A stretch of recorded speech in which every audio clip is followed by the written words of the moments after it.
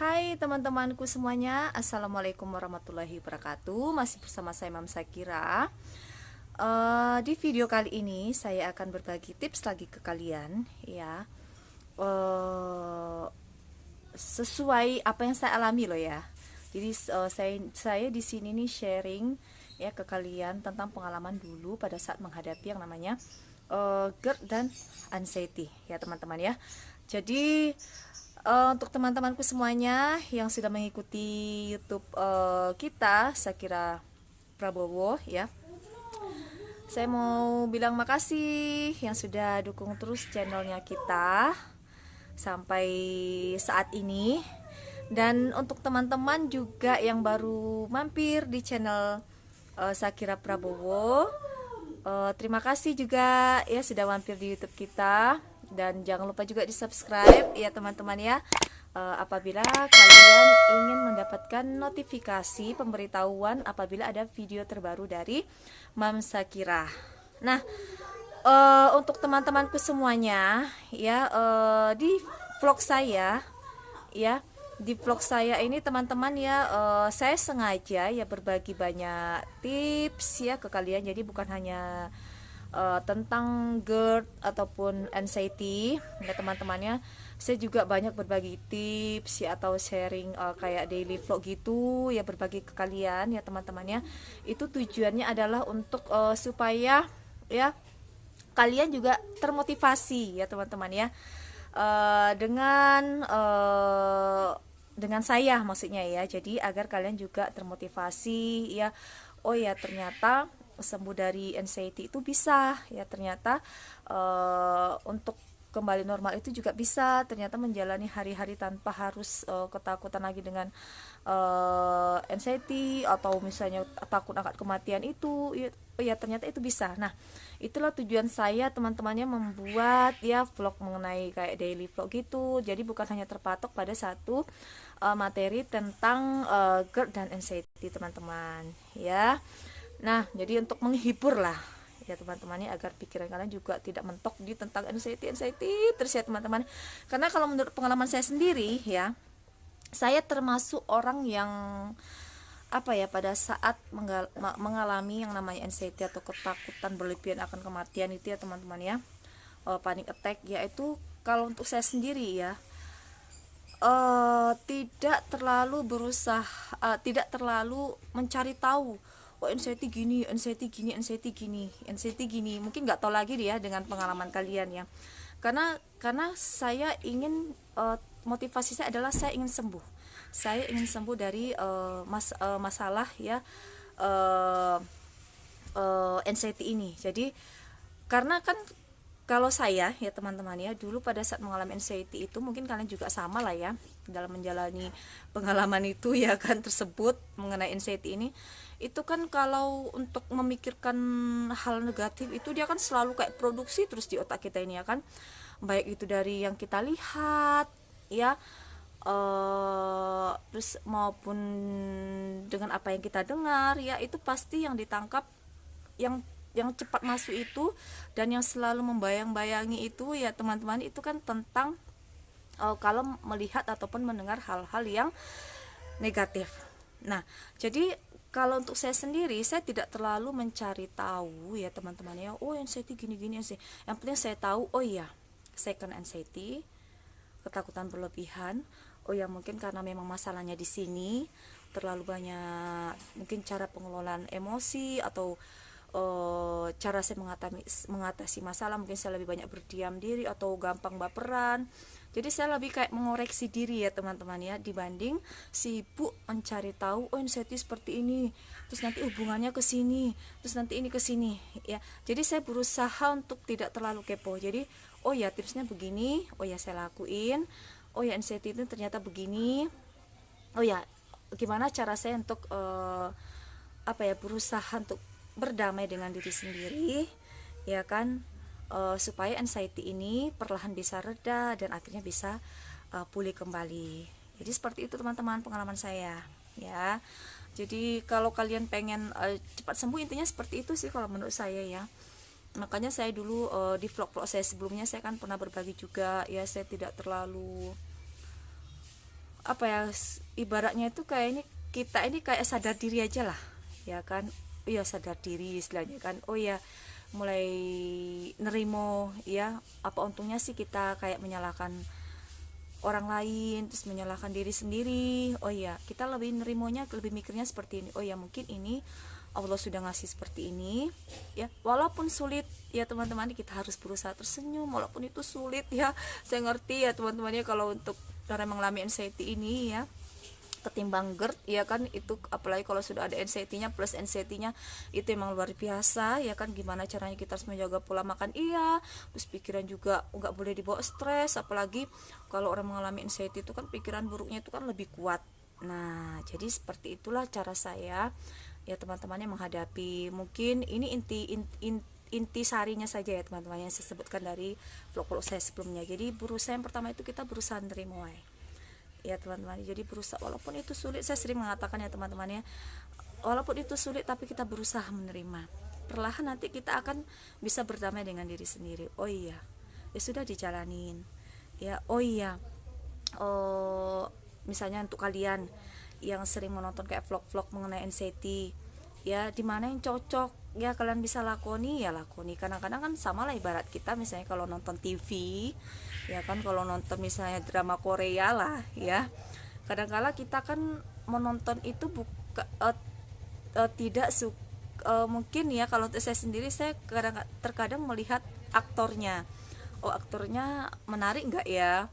Kadang-kadang saya di situ ya, jadi kita pilih. Jadi intinya maksud saya di sini ya teman-teman ya, saya tidak memaksa kalian untuk mengikuti ya apa yang saya sharing ke kalian yang mengenai pengalaman itu, terus tips saya gimana, karena itu sebenarnya cocok-cocokan juga sih kalau menurut saya ya teman-teman ya. Jadi dimana yang sekiranya klik di kalian atau cocok lagi itu ya kalian ikuti ya. Oh ya, saya suka sama vlog ini ya, sudah diikuti satu, nggak usah terlalu apa ya, saya bukan melarang kalian mengikuti banyak vlog, enggak ya, karena begini, karena kita ini kan melawan hawa nafsu sebenarnya. Kalau orang mengalami anxiety itu menurut saya teman-teman ini kan cemas ya, jadi sebenarnya kita ini kan melawan kekepoan, melawan kayak hawa nafsu kita. Oh, pengen tahu ini orang ini gimana sih bisa sembuhnya orang ini. Semakin kalian mencari tahu misalnya orang ini, kalian makin bingung. Jadi fokuslah, kalau kalian cocok dengan orang itu ya, tipsnya, sarannya ya dilakoni, di istilahnya di ya wes dijalani, ditekuni. Insya Allah nanti sama kayak kalian ya, istilahnya kalau yakin lah dengan misalnya dengan satu hal, oh ya saya pasti bisa.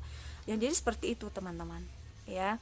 Jadi berusaha nerimo, terus berusaha ikhlas. Terus pada saat kalian misalnya mengalami anxiety, sering-seringlah daripada mikir negatif, kebanyakan mikir negatif ya, sering-seringlah kalian membaca kayak buku-buku motivasi, daripada kalian buka gadget ya kan, melihat yang hal-hal buruk terus. Aduh mam, saya kira saya ini kan kok buka HP kok tiba-tiba lihat ini ya, suwes kalian kalau lihat seperti itu ya jangan dilanjutin ya kan. Mending kalian cari motivasi. Oh ya, motivasi orang yang bisa bangkit dari keterpurukan, mungkin dari masalah mental, masalah ekonomi, masalah apapun itu ya, itu kalian harus, karena yang saya lakukan itu teman-teman ya seperti itu ya. Saya ya melakukan hal seperti itu, dan memang ya pengaruhnya itu luar biasa teman-teman. Jadi itulah membuat kita lebih semangat hidup lagi, bergairah lagi. Oh iya, hidup itu memang seperti ini ya kan. Hidup itu sebenarnya ada cuman dua ya. Kita kadang kala kita sedih, kadang kala kita bahagia ya, bahkan kadang kala ya orang yang mengalami anxiety ini ya teman-teman ya, seperti saya misalnya ya, saya mencontohkan diri saya ya, kadang kala adalah terpikir, kita ini merasa ya Allah, dunia ini kok kejam banget sih, kok saya kok diuji seperti ini, kok saya sih ya kan. Nah jadi apa namanya, intinya balik lagi, oh ya kita mulai sadar, oh ya hidup itu kan cuman begitu-begitu aja ya kan, kadang sedih, kadang bahagia ya wes ya, kita menjalani itu ya teman-teman ya. Kita hidup memang seperti itu ya. Jadi kalau nggak lagi sedih ya bahagia, jadi berusaha menerima ya teman-teman ya. Jadi seperti itu. Terus seringlah kalian misalnya kalau saya kira saya nggak punya, mungkin namanya setan ya kan, aduh saya nggak punya buku motivasi nih, aduh saya nggak punya paket nih, lihat YouTube atau lihat mukbang, ya sudah kalian dengarkan yang namanya murotal. Karena murotal itu ya teman-teman, itu pengaruhnya juga luar biasa ya di tubuh kita ya teman-teman ya. Karena saya yakin ya, sama lah kayak ibarat kamu percaya, kamu yakin nggak ada surga dan neraka? Coba kalian tanya ke diri kalian, kalian yakin nggak ada surga dan neraka? Nah, kalau kalian yakin, ya kan, padahal kalian belum tahu kan, belum pernah ke situ ya kan. Tapi kalian yakin. Nah, begitulah kita dengan kayak Al-Qur'an. Makanya saya sering ya juga bahas di vlog saya sebelumnya, membahas tentang terapi Al-Qur'an. Jadi obat jiwa sesungguhnya itu adalah kita kembali ke Allah, teman-teman. Ya, terapi Al-Qur'an. Jadi maksud saya di sini terapi Al-Qur'an itu kayak kita mendengarkan lagi, oh ya hidup ini ya seperti ini, orang-orang di zaman dulu ya ini seperti itu ya. Jadi kita maksudnya apa ya, mengambil hal-hal yang positif ya teman, dan yakin kalau kalimat-kalimat Allah yang ada di Al-Qur'an itu ya teman-teman, itu jadikan pedoman ya kan. Karena kita saja yakin dengan adanya surga dan neraka, kenapa kita tidak yakin dengan kalimat-kalimat Allah yang sudah tertuang di dalam Al-Qur'an? Misalnya contohnya kayak Allah tidak akan menguji ya hambanya itu di luar batas kemampuannya, sudah, Allah tidak akan menguji kamu ya seperti apa yang kamu pikirkan ya. Oh ya, Allah menguji kamu karena kamu mampu, ya sudah, ya saya mampu. Jadi itu tanamkan di dalam hati dan pikiran, oh ya saya mampu, Allah menguji saya karena saya mampu, karena Allah pengen menaikkan derajat saya.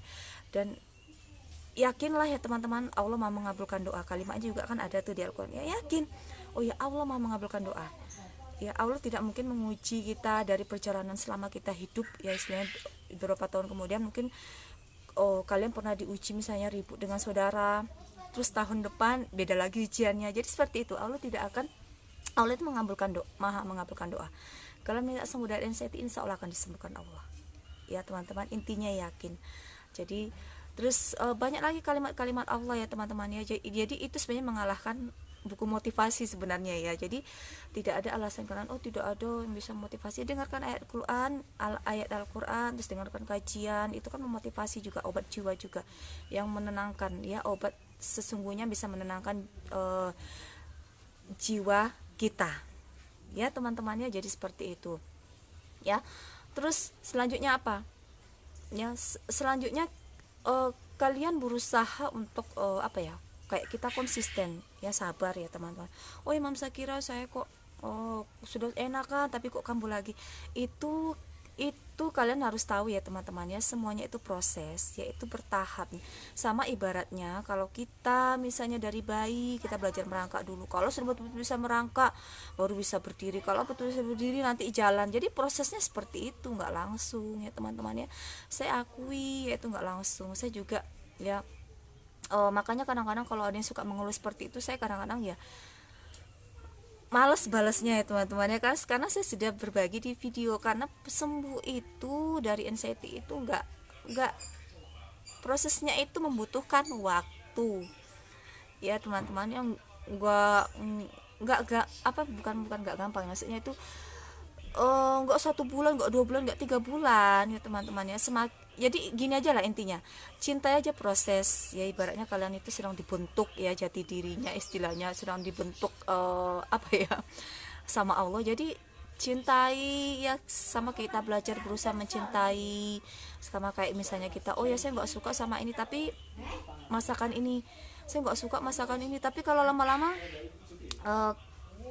kita terbiasa dengan makan itu, akhirnya cocok di lidah kita, akhirnya menjadi makanan favorit. Jadi anggaplah seperti itu ya. Aduh susah sekali, aduh nggak gampang ya, dicinta dijalani, wes dijalani ya. Kita mau ngelawan gimana ya kan, yang ngatur hidup ini Allah, kita ini cuma manusia ya. Sudah terima ya teman-teman ya. Terus tapi saya takut sama kematian, ya wes ya, nggak usah pikirkan itu bukan urusannya kita, itu urusannya Allah. Kadang ada orang juga yang apa namanya, jadi jangan seakan-akan kalian itu berpikir, aduh ini saya anxiety, takut akan kematian, jangannya beneran mati. Itu sudah urusannya Allah. Kita tidak bisa ya teman-teman ya, kayak menebak-nebak hal-hal seperti itu sudah bukan kuasanya kita Ya, jadi kita ini ibaratnya apa ya, harus tahu diri lah. Men, apa ya, posisi kita itu apa sih, ya kan? Kita ini yang ciptakan siapa? Ya, jadi nggak usah mikir-mikir panjang. Misalnya saya selalu mikirkan, misalnya Mam Sakira sampai di alam kubur gimana ya, terus sampai ke bawah mimpi nanti matinya kayak gini mati. Itu karena apa? Karena dari pikiran. Karena sebelum tidur mungkin kalian pikirannya sudah yang macam-macam. Karena saya juga mengalami hal yang sama, teman-teman. Ya, jadi alhamdulillahnya saya yang mengerti keadaan kalian, karena saya pernah ngalami ya, sering mimpi buruk karena memang memikirkan selalu hal-hal yang buruk, apalagi ketakutan sama kematian, ya teman-teman ya. Jadi seperti itu. Jadi untuk teman-temanku semuanya ya yang sering komen misalnya di kolom komentar, saya bukan bermaksud tidak mau membalas ya teman-teman ya. Cuman saya baca, ya saya baca, cuman saya nggak balas satu-satu. Cuman saya di situ saya baca, nanti misalkan di mana pertanyaan yang menonjol, yang sekiranya lebih banyak ditanya, nanti itu saya akan aplikasikan berbentuk video seperti ini. Karena kalaupun saya balas satu-satu nanti ditimpali lagi nggak selesai, makanya saya jadikan dalam bentuk video. Nah, kalian harus ikuti juga videonya, diikuti, jangan di skip, jadi biar nggak salah paham, nggak gagal paham, jadi lebih mengerti ya teman-teman ya. Nah, jadi untuk hari ini kebetulan saya ini lagi ya santai-santai aja teman-teman.